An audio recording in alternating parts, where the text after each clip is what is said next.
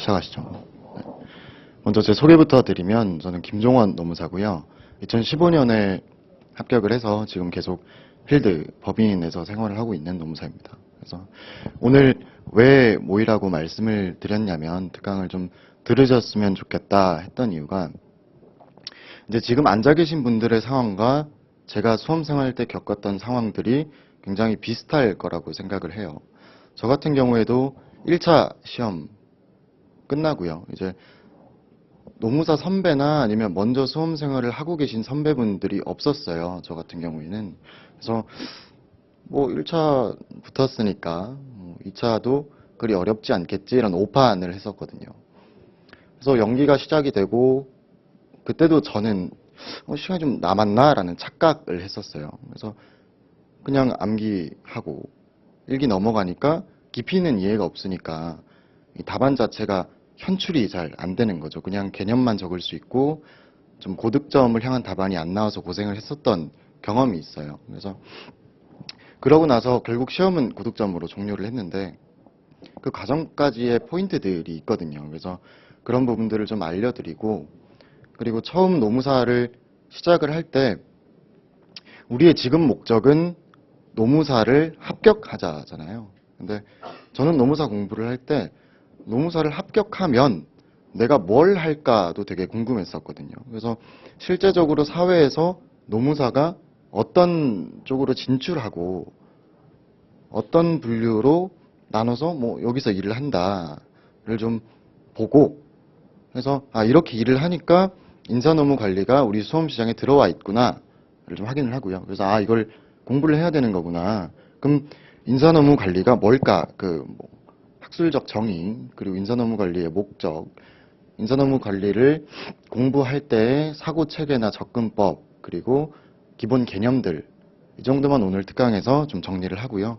그래서 그러면 한 2시간 정도 걸릴 거거든요. 1시간 진행하고 조금 쉬고 1시간 진행하고 그러고 이제 뒤에 시간이 조금 더 있으신 분들은 그냥 저랑 이렇게 말고 그냥 이렇게 동그랗게 앉아가지고 그냥 편하게 궁금한 것들 질문하시고 좀 더 편안한 분위기에서 말씀 나누시다가 가실 수 있었으면 좋겠습니다. 강의 자료에 보면 제 메일 있잖아요. 보면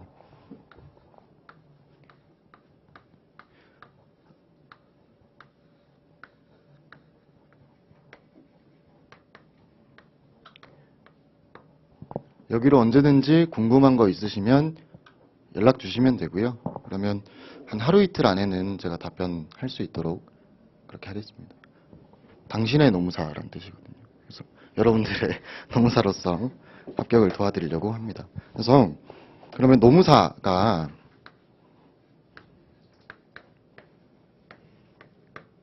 이제 우리는 다 붙을 건데 그럼 붙고 나서 노무사가 무얼 하냐 그러니까 뭐 OT를 가고 뭐 수습을 받고 그런 부분 말고요. 노무사가 사회에서 어떤 일을 하고 있는지를 보자고요. 그러면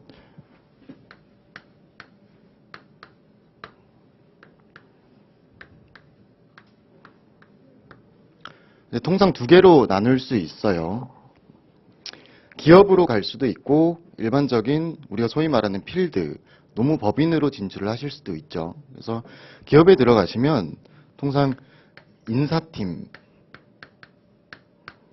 또는 노무팀 아니면 기업의 특성에 따라서 이 2가지 팀이 합쳐져서 뭐 인사노무팀, 뭐 HR팀 뭐 이렇게 있는 경우들이 있죠. 그러면 인사팀과 노무팀은 무엇을 하냐를 보고요. 그래서 법인으로 필드로 가게 되면 제 분류예요. 제 경험에서 온 분류이기 때문에 꼭 이렇다라고 생각하지 마시고 참고해 주시면 될 것 같아요. 산재를 집중적으로 하는 법인, 컨설팅을 집중적으로 하는 법인이 있단 말이죠. 그러면 기업의 인사팀은 무엇을 하냐? 인사노무 관리의 어떤 실무적 역할 같은 건데 어떤 사람을 훌륭한 사람을 뽑아요. 뽑아서 이 사람이 잘 맡을 수 있는 일을 줘야겠죠. 그래서 적정한 직무, 인력 배치를 하고요. 잘하면 합당한 보상을 해주고 못하면 그에 따른 교육 훈련을 해주고 그래서 일을 잘 수행할 수 있게끔 해주는 거죠. 그래서 그런 훌륭한 조직원이 들어왔을 때 그 사람이 우리 조직에서 행복하게 일을 할 수 있도록 유지 관리를 해주고요. 그리고 그 사람이 언젠가는 떠나겠죠. 떠날 때 너 다 썼으니까 잘 가가 아니라 잘 보내줘야 된다는 거죠. 그런 방출 관리까지 이어지는 일련의 제도들을 운영하기도 하고 기획하기도 해요. 그래서 그런 제도들을 운영하는 업무를 맡거나 아니면 그런 제도들을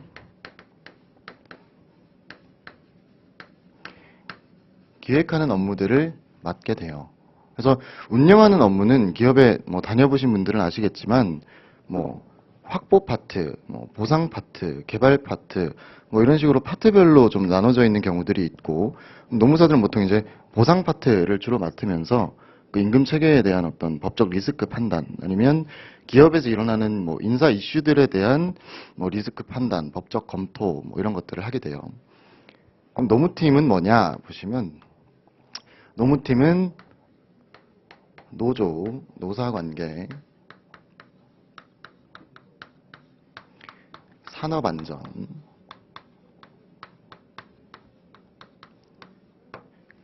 등의 일을 하게 되는데 이 노조관리, 노사관계, 산업안전 이것들은 우리가 앞으로 배울 인사노무관리의 유지 파트에 들어있는 거거든요. 종업원이 우리 회사에서 잘 다니기 위해서는 단순히 생산성 측면의 인사제도들 뿐만 아니라 그 비생산적인 시책들을 강구를 해야 좀 더 생산성도 높아지고 조직원들도 행복할 수 있더라 해서 이제 노무팀이 생긴 거죠. 그래서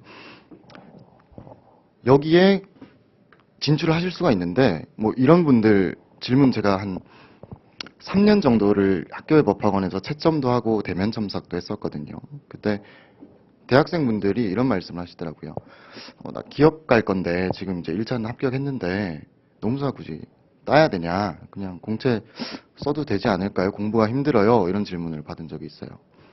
근데 제가 필드에서 보면 기업에서 기업 공채를 뽑을 때도 충분히 가점이 분명히 있고요. 그리고 수시 채용을 할 때는 여러분들이 다 아실 만한 대기업들도 노무사가 지원을 하면 우선 면접을 봐요. 그래서 이 사람이 괜찮다 싶으면 밥 한 번 먹고 그러고 뒤에 있는 면접을 안 보고 뽑는 경우들도 실제로 제가 몇 번 봤어요.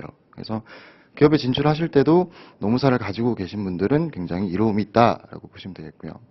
그리고 법인이 일반 법인 산재 컨설팅이 있는데 그럼 일반 법인은 무얼 하는 거냐가 되게 피상적이잖아요. 우리가 근로기준법 배우면서 해고, 임금 체불, 그런가 보다 이런 느낌인데 일반적으로 그냥 제너럴한 법인이라고 보통 보실 거예요. 나중에 합격하시고 나면 수습할 법인을 찾으셔야 되잖아요. 그때 제너럴한 법인이다라는 표현을 보통 많이 쓰는데 보통 세 가지의 일을 해요. 사건, 자문, 급여 서비스 이런 것들이죠. 사건은 여러분들이 아시는 해고,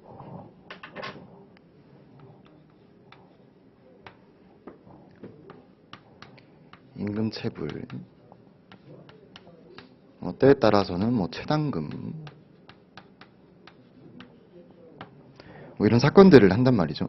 해고는 아시잖아요. 근로기준법 23조에 따라서 근로자가 내 의뢰인이면 이 해고가 부당하다라고 노동위원회에 가서 다투는 거고요.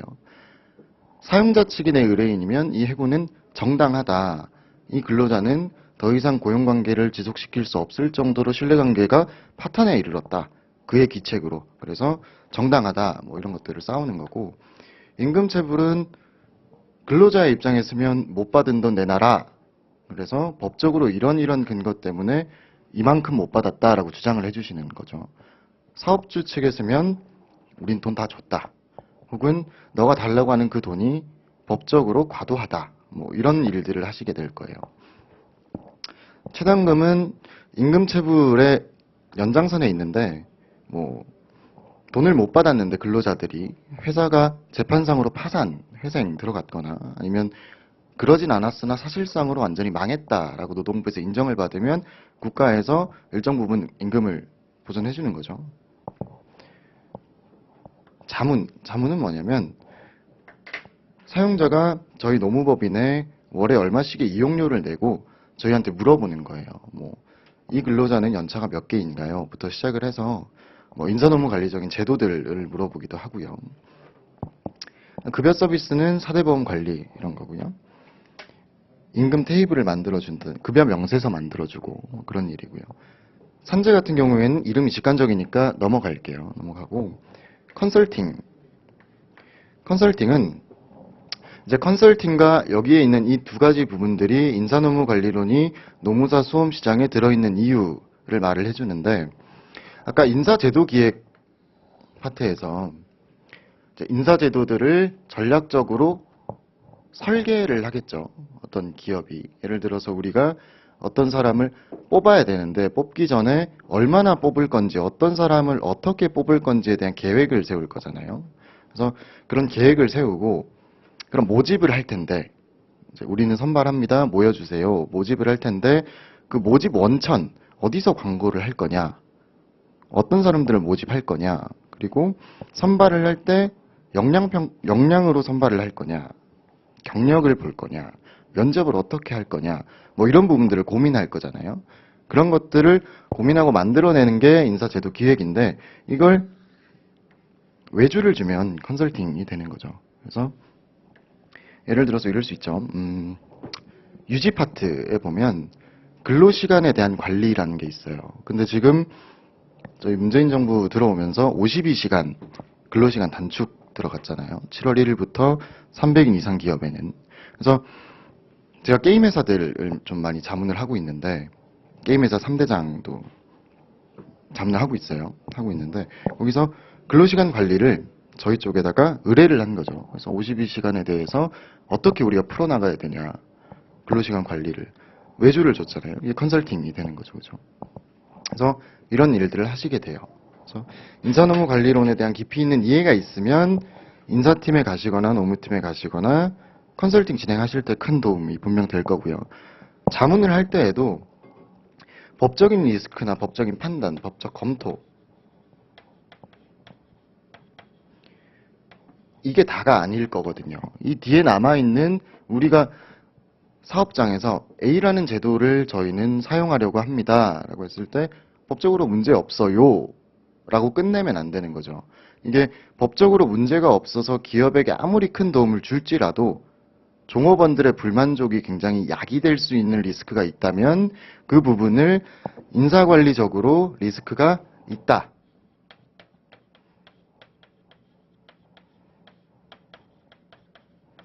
여기에 대한 검토까지도 말씀을 해주시면 더 좋을 거라는 거죠. 그래서 노무사 수험시장에 인사노무 관리가 들어와 있다라고 생각을 해주시면 되겠어요.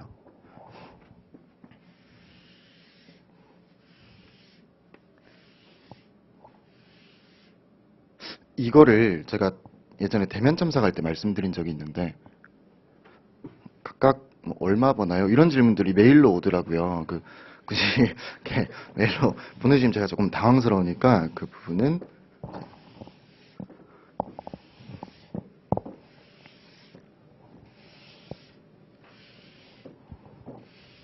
지양해 주셨으면 좋겠습니다.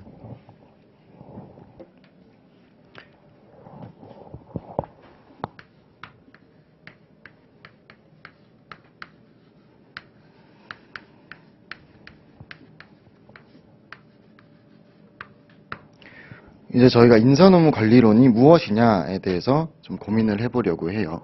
그래서 저는 항상 왜가 좀 중요하거든요. 왜. 그래서 왜 이렇게 짜여져 있고 왜 이렇게 설명을 하고 있지를 되게 중시하거든요. 그래서 이것도 보면 인사 노무 관리라고 되어 있잖아요. 그래서 인사는 아까 말씀드린 그 인사팀 그 생산적인 시책들을 운영하는 그런 방법론이나 아니면 전략과 어떻게 핏이 맞는지 그런 것들을 고민해 보는 것이고요. 노무는 아까 말했던 유지 측면들을 어떻게 효율적으로 관리할 것이냐를 보는 거죠. 근데 우리 노무사 소음시장에서는 이 두 개를 구분 지으실 필요는 전혀 없어요. 어차피 우리가 보게 될 기본서 또는 소음서는 인사노무 관리를 모두 포함하고 있는 내용이고, 답안을 현출하실 때도 인사와 노무를 구분해서 서술하실 필요는 없다는 거죠. 그래서 편하게 인사관리 이렇게 생각을 해주시면 되는데, 그러면 인사관리가 뭐냐 보시면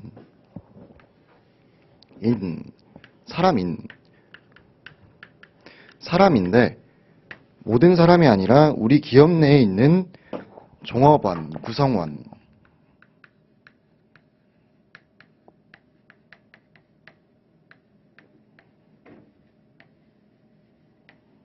노동법에서는 근로자라 그러잖아요. 근데 이제 답안을 현출하실 때, 우리가 인사노무관리론을 공부하고 답안을 작성하실 때 근로자란 말씀은 지양해 주셔야 돼요. 근로자란 말은. 왜냐하면 노동법에, 근로기준법에 2조의 목적에 보면 근로자의 정의가 들어가 있어요. 근데 거기에 있는 키워드 중에 하나가 뭐냐면 사용 종속성을 가지고거든요. 사용 종속성이라는 것 자체가 어떤 기업의 사용자와 근로자 간의 수직적 관계를 나타내는 거잖아요.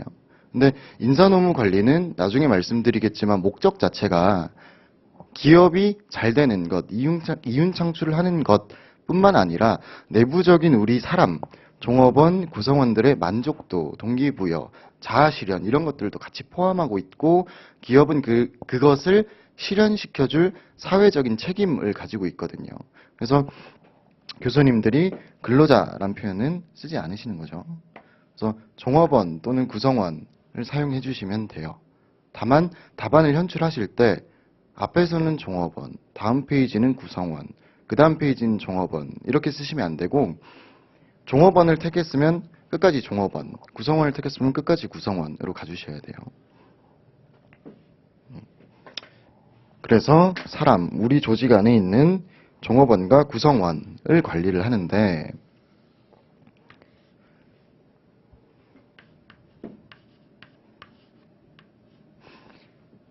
일도 관리를 한다라는 거죠. 인사, 사람과 일을 관리하자. 그럼 어떤 일을 관리할 거냐?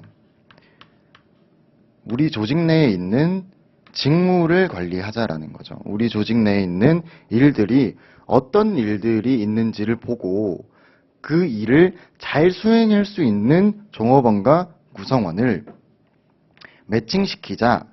이 두 가지의 핏을 맞춰서 통합적으로 관리하는 학문이다라고 생각을 해주시면 되겠어요. 그래서 인사노무 관리가 경량하게 한 분과잖아요. 뭐 재무도 있을 거고 생산 관리도 있을 거고 인사 관리도 있을 거고. 근데 그 중에 우리는 인사 관리가 가장 중요하다라는 느낌으로 공부하시고 답안을 작성해 주셔야 돼요.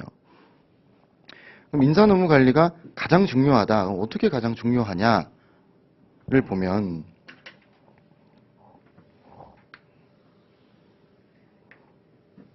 중요성. 이게 답안을 현출하실 때도 공부를 하실 때도 인사노무 관리는 중요하다라는 명제가 섰잖아요. 내 머릿속에 이해도 인사노무 관리는 중요하지라고 됐어요.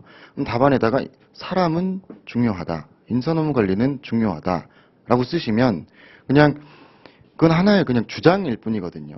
그 주장을 뒷받침하는 학술적인 근거 이런 것들을 마련을 해주셔야 되는데, 왜 중요하냐를 보면 여기 책에 보시면 마이클 포터의 가치사슬 모형이라고 있을 거예요.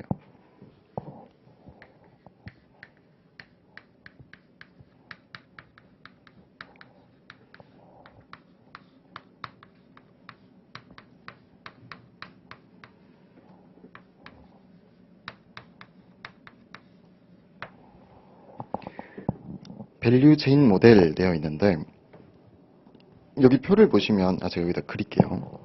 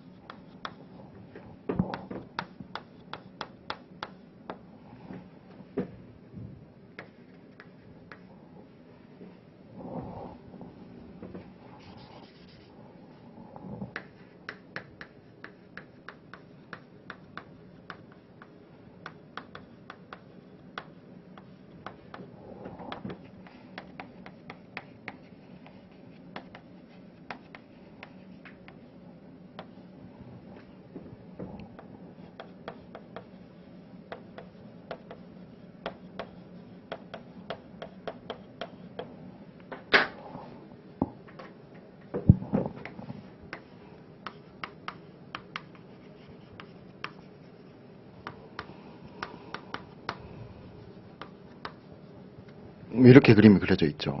그래서 우리 기업의 목적의 1차원적인 목적은 돈을 버는 것, 이윤을 창출하는 것, 성과를 내는 것, 생산성을 극대화시키는 것인데,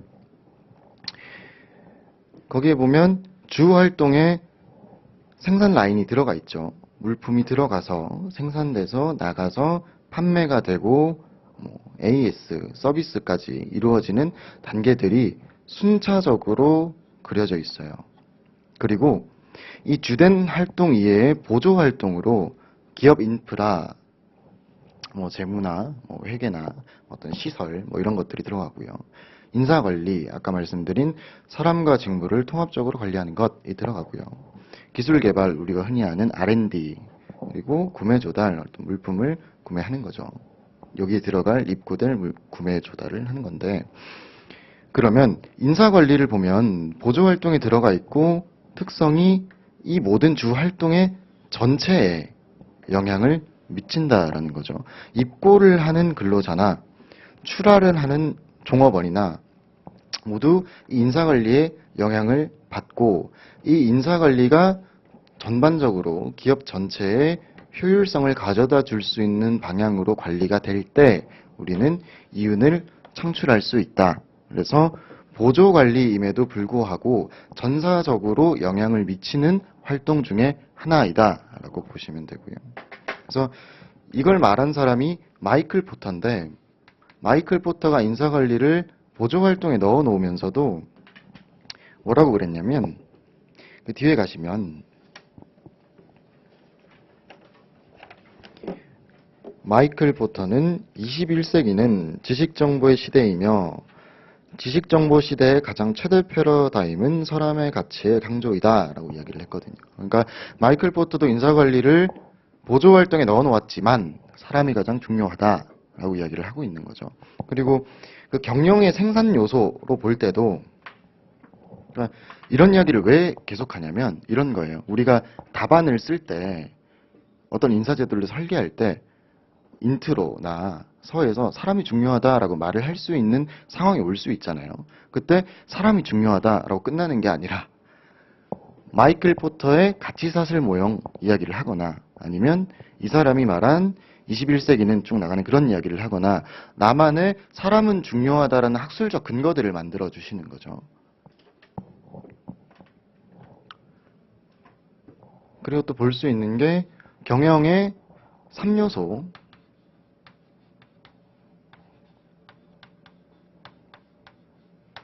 보통 이제 3M이라고 하는데, 메터리얼이라고 하는 토지, 자본이라고 하는 머니, 노동, 인간이라고 하는 맨파워, 이 세 가지를 들 수가 있어요.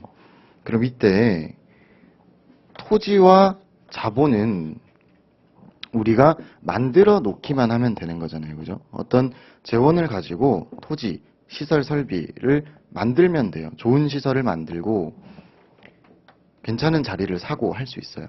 자본, 그 자본, 돈을 잘 조달을 해오면 문제는 해결이 돼요. 근데 노동이라는 맨파워, 사람은 그렇게 1차원적으로 무언가 인사관리 제도를 잘 만들었다라고 해서 효과성이 바로 나타나지는 않는다라는 거죠.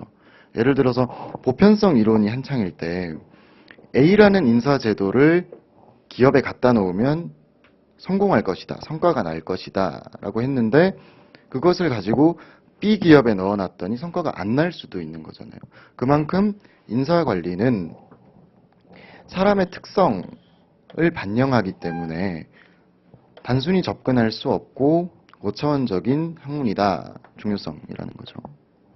그래서 또 그 밑에 보시면 사이먼이라는 학자가 경영관리는 본질적으로 의사결정의 연속이다라고 이야기를 하면서, 그 경영활동의 효율성은 올바른 의사결정의 질에 달려있다고 주장한 바 있는데, 그 의사결정을 누가 하냐면 인간이 한다라는 거죠. 그래서 그런 양질의 의사결정을 하기 위해서는 그 의사결정의 주체인 사람이 가장 중요하다라는 거죠.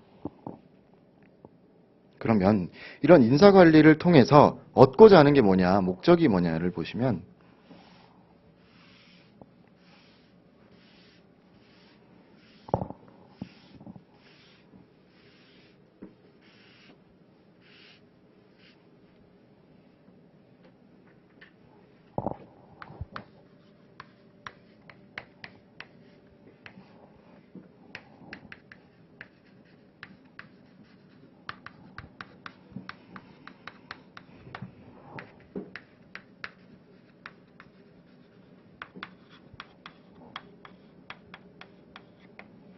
크게 두 가지로 볼 수 있다라는 거죠. 경제적 측면과 사회적 측면. 경제적 측면은 기업이 경제적 목적, 목표, 이윤 창출,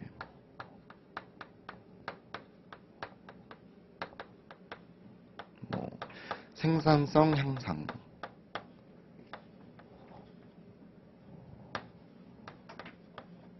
인사관리를 통해서 이러한 목적을 달성하고자 하는 거고요. 사회적 측면은 종업원의 만족도 증대,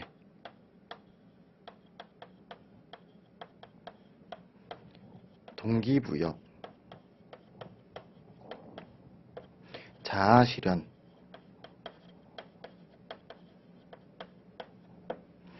등을 목적으로 한다라는 거죠.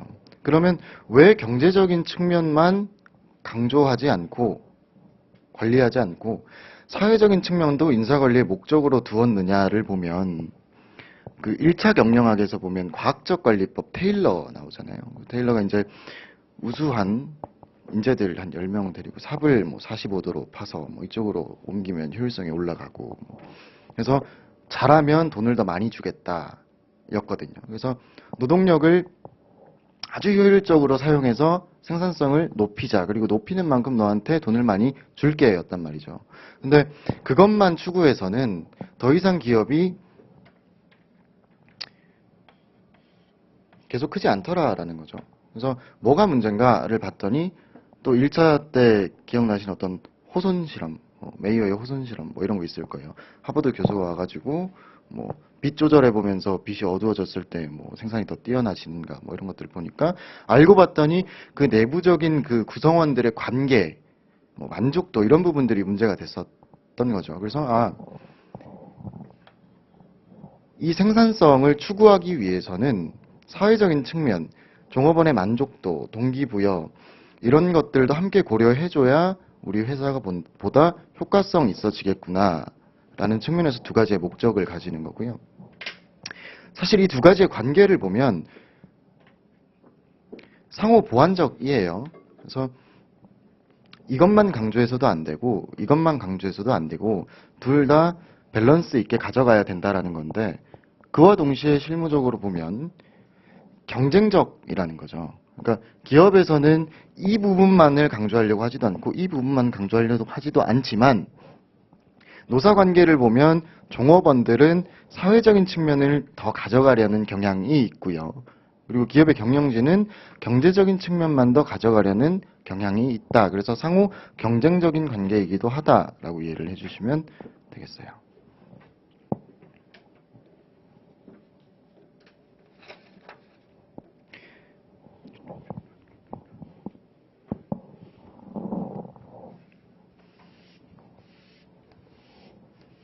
그럼 이제 우리가 노무사로 무엇 하고 왜 인사노무관리가 들어있고 뭐 하는 학문이고 목적이 뭐고 왜 중요한가를 봤잖아요. 그러면 이 인사노무관리론을 어떻게 접근할 것인가에 대해서 좀 말씀을 드릴게요.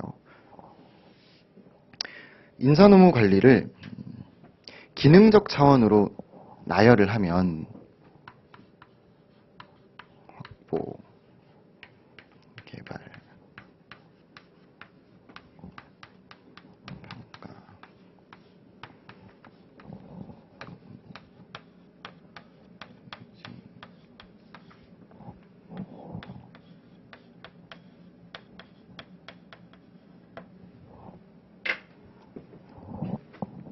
이제 이렇게 나열을 할 수가 있죠. 확보, 어떤 사람을 뽑기 전에 필요한 인력이 어느 정도인지를 수요를 예측하고 일단 기업은 무조건 사람을 뽑지 않잖아요. 사람을 무조건 뽑으면 뽑고 나서 나가라라고 할 수 없잖아요. 법적인 측면에서도.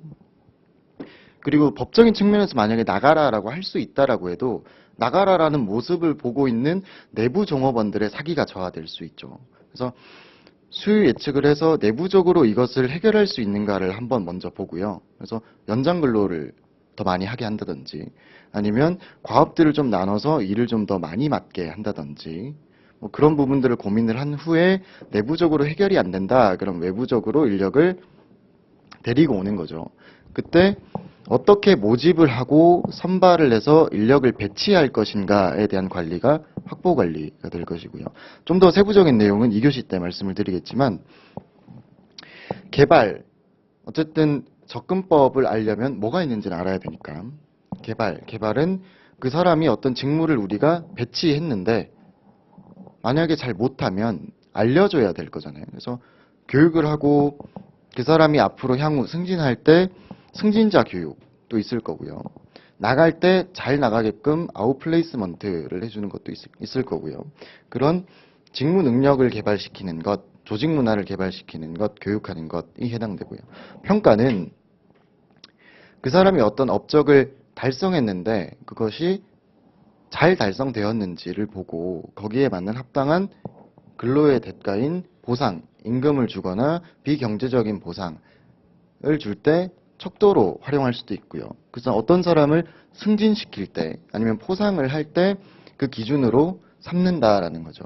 그리고 유지는 앞에서 말씀드렸듯이 종업원들이 행복하고 안전하게 일을 할 수 있게 삶의 질을 높이면서 우리 조직에 도움을 줄 수 있게끔 유지하는 거죠. 그리고 방출은 우리 조직을 떠나는 것인데 이때 자발적으로 떠나는 사람 중에서 우리 조직에 꼭 남아줬으면 하는 사람을 어떻게 관리를 할 것인지 아니면 비자발적, 우리 회사가 너무 힘든데 조직을 슬림화, 좀 축소시켜야 될 때 어떤 방안들이 있는지 이런 것들이 인사관리의 기능적 차원이라고 하거든요.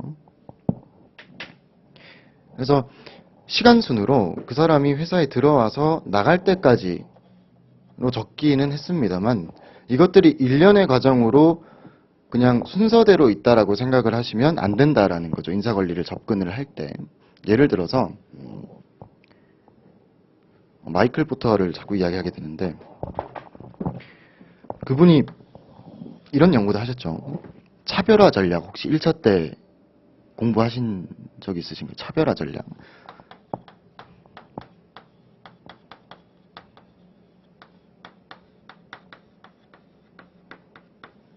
이게 반대되는 게 이제 원가 우위 전략.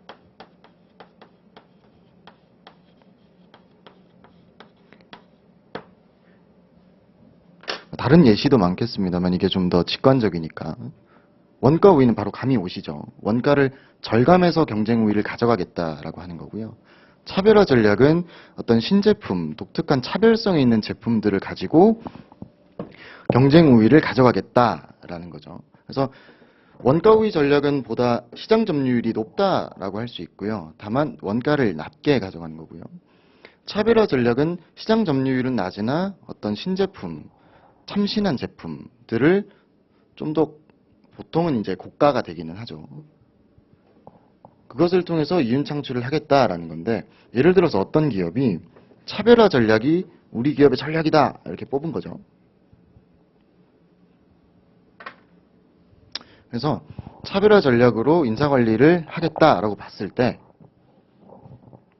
확보를 할 때 차별화 전략을 잘 수행할 수 있는 사람을 뽑아야 될 거잖아요. 그럼 모집을 할 때 차별화 전략을 잘 수행할 수 있는 사람이 어디에 있을까를 또 고민을 해야 되는 거거든요. 그러니까 참신한 사람, 창의력이 있는 사람, 그런 역량이 뛰어난 사람은 어디에 있을까를 고민을 하는 거죠. 예를 들어서 뭐 어떤 대학에 구글 캠퍼스가 들어와 있는 계약들이 있는데 거기서 하는 프로그램들을 잘 이수를 한 사람들은 굉장히 창의성이 높더라. 그러면 그쪽에다가 우리가 광고를 할 수도 있겠죠. 그래서 그런 모집 원천을 확실히 해서 창의력 있는 사람들을 선발하고 그 사람들을 선발하면 이 차별화 전략이니까 신제품들을 개발하고 좀 더 차별성 있는 아이디어를 가져와야 되니까 교육 훈련을 많이 시키자라고 생각을 할 수 있는 거죠. 그래서 교육 훈련에 대한 비용을 아끼지 말자. 그리고 그 교육 훈련을 할 때도 기술을 가르치는 것뿐만 아니라 유연한 조직 문화가 필요하겠죠. 그래서 그런 유연한 조직 문화를 체화할 수 있도록 조직 문화도 함께 가리키자라고 하고요. 이제 보상을 줄 때도 평가를 해서 이 차별화 전략을 잘 수행할 수 있는 사람이기 때문에 그 사람은 원가의 전략과 달리 임금 수준을 성과급 위주로 이 사람이 어떤 아이디어를 내서 그게 효과성이 있으면 그에 대한 합당한 보상을 해주자라고 이야기를 하는 거죠. 그럼 이 차별화 전략이라는 테마 하나를 잡고도 우리가 이제 연기부터 1기까지 보통 이제 개념 암기를 완료한다고 보는데 이 확보에 대한 제도들이 막 있을 거예요. 예를 들어 뭐 면접이라고 치면 구조화 면접, 뭐 비구조화 면접, 다양한 제도들이 있겠죠. 개발에도 있을 거고 평가에도 있을 거고. 그러면 이것들을 차별화 전략의 입장에서 인사관리 시스템을 설계하세요라고 했을 때 이미 여러분은 다 이걸 외우셨을 거예요. 암기도 되어 있을 거고. 그러면 알맞게끔 다 이어줘야 된다라는 거죠. 왜냐하면 이 하나하나가 각각 서로 영향을 주니까. 그러니까 차별화 전략을 해놓고 보상을 연공급, 호봉급으로 주는 거예요. 그래서 1년 차는 얼마, 성과급 없고요. 2년 차는 얼마, 3년 차는 얼마, 4년 차는 얼마라고 한다면 이 차별화 전략을 과연 잘 수행할 수 있을 것인가, 이 사람이 공정성의 확립을 가져올 수 있을 것인가는 의문이라는 거죠. 그래서 답은 정해져 있지 않아요. 답은 정해져 있지 않은데 하나라고 말할 수는 없는데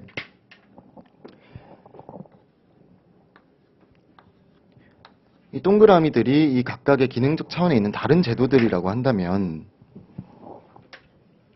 답안을 현출하실 때 어떤 분은 위에 있는 제도를 가지고 설명하실 수도 있고 어떤 분은 이 아래에 있는 제도들을 선택해서 설명하실 수도 있는데 거기서 포인트는 방향성인 거죠. 그래서 이 모든 것들이 다 연계가 될 수 있도록, 그러니까 사실 이 그림은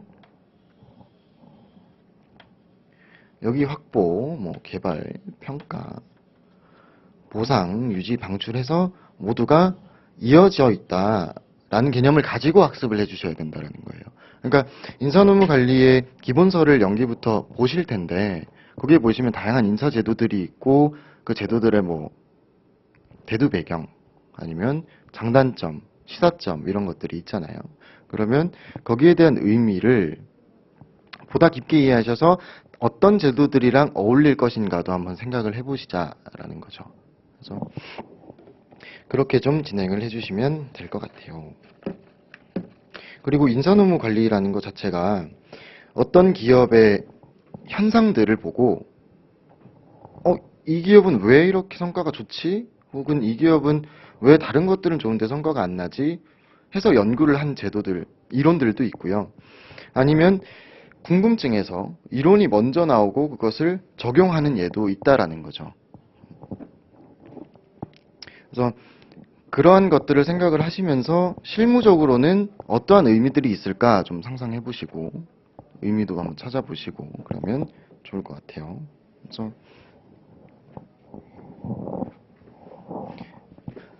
한 가지 예로 이제 이게 기능적 차원인데 인사노무 관리는 사람과 직무의 핏을 맞추는 거잖아요. 그러면 사람이 들어와서 나갈 텐데 그럼 직무 부분은 어떻게 관리를 할 것이냐 이 부분만 간략히 설명을 드리고 잠깐 쉴게요. 그래서 직무에 대한 관리 부분을 조금 깊게 들어가면서 인사노무 관리를 공부할 때는 이런 생각으로 이런 의식의 흐름으로 공부를 하면 되겠다를 한번 보자고요.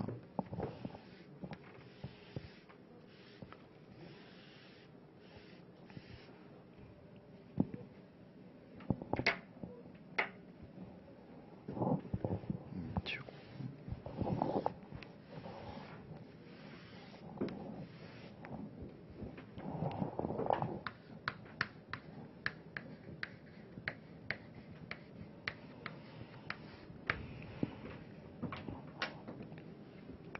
직무관리, 직무가 뭐냐? 직무가 뭔지 보시면 직무 안에 있는 하위 개념들을 먼저 아셔야 되거든요. 그래서 직무 밑에는 직위가 있고요. 직위 밑에는 과업이 있을 수 있겠죠. 그래서 과업이라는 것은 어떤 한 사람이 맡게 되는 일의 단위들을 뜻해요. 예를 들어서 뭐 게임의 컨텐츠를 개발하는 직무다라고 하시면 전투할 때의 캐릭터 개발, 아니면 게임 컨텐츠를 기획하는 거니까 뭐 게임 캐릭터들이 어떤 레벨업을 하려면 사냥 뭐 이런 걸 많이 하거든요.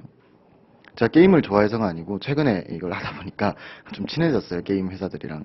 거기 보면 뭐 어떤 게임의 사냥감의 캐릭터 개발, 뭐 디자인 뭐 이런 것들이 있거든요. 그래서 그런 게 과업인 거죠. 과업. 뭘 하니? 라고 물었을 때 나는 전투 캐릭터 개발하고 뭐 사냥감 캐릭터 디자인하고 퀘스트의 어떤 스토리를 좀 짜는 사람이야 라고 이야기를 하는 거죠. 그래서 그 각각의 하나의 캐릭터 개발, 뭐 디자인 이런 것들이 과업이 되는 것이고요. 그럼 제 옆에 있는 사람은 또 다른 일을 하겠죠. 근데 이제 중첩될 수는 있으나 조금 더 다른 일을 할 수 있다고요. 그 사람은 아이템을 또 디자인해요. 전투 캐릭터는 같이 또 하는데 아이템도 디자인하는 거죠. 그러면 과업이 조금씩 다르잖아요. 그런 과업들이 합쳐진 것이 직위인 거죠. 그래서 한 기업 내에는 각 구성원, 종업원의 수만큼 직위가 있다라고 생각을 해주시면 돼요. 그리고 그러한 비슷한 직위, 직급이라고 보셔도 되고요. 그런 직위들이 공통된 유사한 직위들이 모여서 직무다라고 보시는 거죠. 그래서 과업이 모이면 각각의 직위가 되는 거고 그 직위 중에 유사한 것들을 모으면 직무가 되는 거죠. 그럼 직무 관리에는 한 세 가지가 있어요. 제가 게임을 잘 안 하는데 이번에 게임회사 컨설팅 하면서 너무 어렵더라고요. 뭐 컨텐츠 개발 감이 안 오잖아요. 뭔 컨텐츠를 개발하는 전 게임을 안 하는데 그래서 보니까 뭐 전투 캐릭터를 개발한다. 아이템을 개발한다. 있더라고요. 그래서 직무 관리를 어떻게 하냐. 직무를 분석하고 일을 평가하고 일을 설계한다.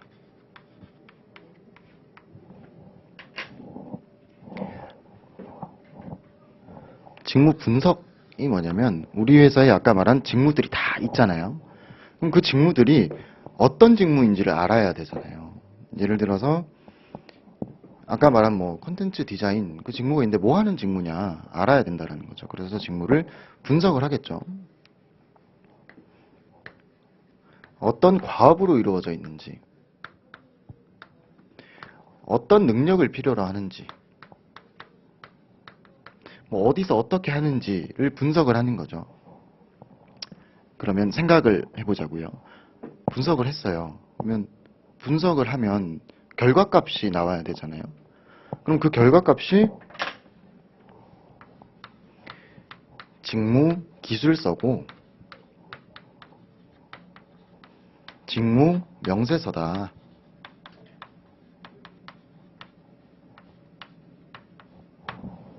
그러니까 어떤 과업을 하는 직무다라는 건 직무 기술서고요. 그 과업을 수행하는 주체인 종업원의 능력이 이런 것들이 필요하다. 소위 말하는 뭐 스펙이라든지 아니면 그 사람의 역량, 뭐 커뮤니케이션 스킬이 필요합니다. 뭐 문서 정리 능력이 필요합니다. 뭐 외국어 능력이 필요합니다. 이런 것들이 들어가는 것이 직무 명세서예요. 그러면 여기서 어떻게 공부를 해나가시고 책을 읽으실 때 사고해 주시면 좋으냐면 그래서 이 직무 분석, 기술서, 직무 분석을 통해서 기술서와 명세서를 뽑아냈는데 어디다 쓸 거야? 라는 생각을 하는 거죠. 어디다 쓸 거야?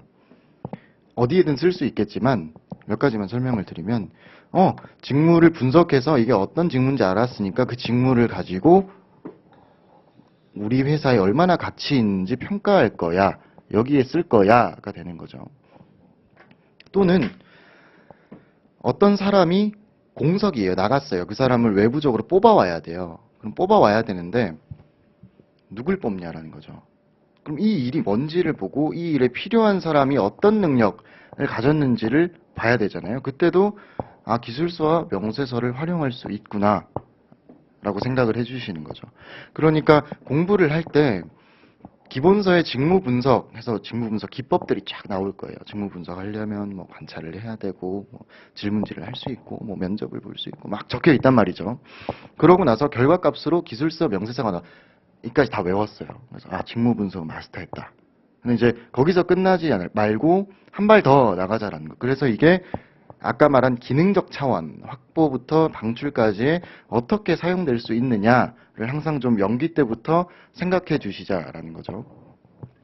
직무 관리에서만 일단 좀 말씀을 드리면, 그럼 이러한 기술서, 명세서를 가지고 직무를 평가할 텐데, 직무 평가라는 것은 한 조직 내에서 이 직무가 가지고 있는 가치를 매기는 거죠. 뭐 분류법을 통해서 매기든지 점수법을 통해서 매기든지 매기는 거죠. 근데 이걸 공부하실 때도 사고체계를 조금 다르게 법 과목과 가져가셔야 되는 게, 한 예로 병원을 볼게요. 병원에 보면 보통 이제 병원 원장님이 있고 그 밑에 소위 말하는 페이 닥터, 고용되어서 진료를 하고 수술을 하시는 뭐 의사 선생님 두 분이 있고, 원장, 의사. 그 밑에 진료 도움 주시고 수술 보조해 주시고 뭐 이런 간호사. 근데 병원은 위생이 철저해야 되니까 그 위생 관리를 해주시는 미화를 담당해 주시는 미화원 분이 두 분 계시다라고 칠게요.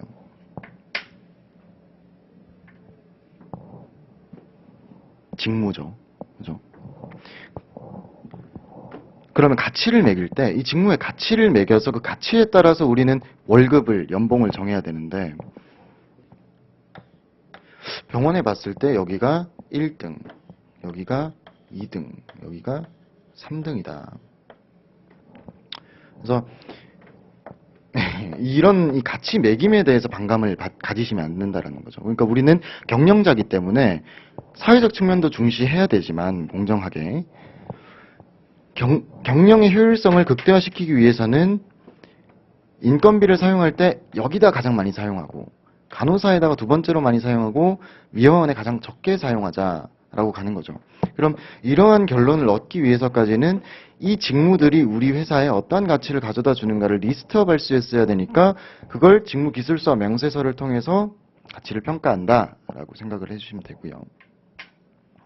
그럼 이걸 평가하면 끝나는 거냐? 거기서 직무 관리를 공부하신 기본서에 이것들이 나오겠죠. 근데 한 발 더 나아가자라는 거죠. 평가를 했어요. 그러면 어디에 사용할 거냐를 또 좀 다채롭게 고민을 해보자라는 거죠. 그래서 교육 훈련할 때 이 직무가 어떤 직무인지에 따라서 교육 훈련의 내용이 달라질 수도 있는 거고요. 직무를 평가할 때, 아니 직무 평가를 통해서 임금을 줄 때 그 임금의 형태 자체를 직무급, 직무의 가치에 따라서 연봉이 자동적으로 정해지는 직무급으로 도입을 할 수도 있는 거고요. 그럼 직무 설계는 뭐냐?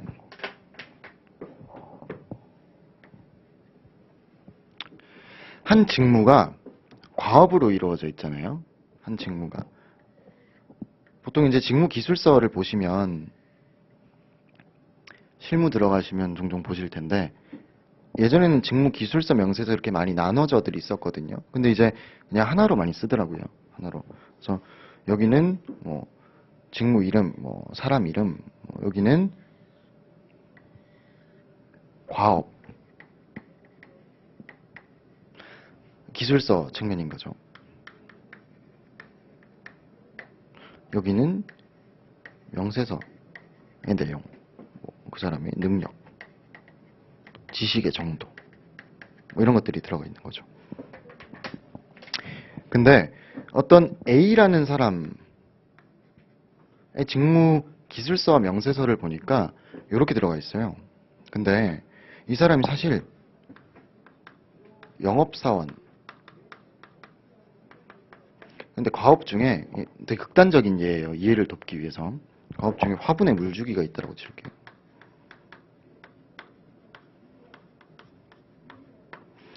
능력에는 뭐 문서 정리 능력, 문서 작성 능력, 뭐 컴활 1급이 필요하다 뭐 이런 거죠. 훌륭한 영업사원을 뽑았어요. 저희는 훌륭한 영업사원을 뽑았는데 이 사람은 영업사원이니까 맨날 외근 나가가지고 커뮤니케이션에서 계약을 수주해오는 게 목적인 사람인데 화분에 물을 줄 시간이 없다 이거죠. 잘 안 들어오는데. 근데 화분에 물을 주고 너 물 안 줬네. 그걸로 평가해요. 너는 성과가 안 좋아. 그래서 너는 성과급이 좀 낮아. 그럼 이제 이 사람은 공정성에 대한 굉장한 불만이 생기겠죠. 그러면 우리는 직무를 분석을 했는데 그리고 직무를 평가했는데 잘못되어 있다 이거예요. 이 사람은 나가서 뭐 싹싹하게 매력적으로 커뮤니케이션하고 계약을 수주해 와야 되는데 그런 사람 뽑아야 되는데 능력이 필요한 능력, 문서 작성 능력이래. 안 맞다 이거죠. 이런 경우에 직무를 다시 재설계해야 된다는 거죠. 어떤 회사가 있으면 사실 그 회사에는 구성원들이 다 일을 하고 있기 때문에 이미 직무는 만들어져 있어요. 그게 분석이 안 돼 있고 평가가 안 돼 있을 뿐이지. 근데 분석과 평가를 해봤더니 그 직무가 잘못 설계되어 있다는 거죠. 우리는 잘 몰랐는데 이 영업사원이 물을 안 주면 부장이 갈고요, 막 영업부장이. 엄마 너 물 안 줬잖아. 이렇게 하는 거죠. 근데 그러면서 이게 이 사람의 과업으로 자리 잡았다면 굉장히 문제잖아요. 그래서 이걸 다시 없애고 문서 작성 능력보다는 커뮤니케이션 스킬을 보다 강조하고 이렇게 다시금 재설계하는 거죠. 자, 그러면 이렇게 볼게요. 우리가 인사노무 관리를 접근할 때 기능적 차원의 접근이 아까 확보부터 방출이었잖아요. 쭉 연결되어 있는. 근데 관리적 차원, 우리가 한 회사를 경영을 관리할 때 차원으로 보면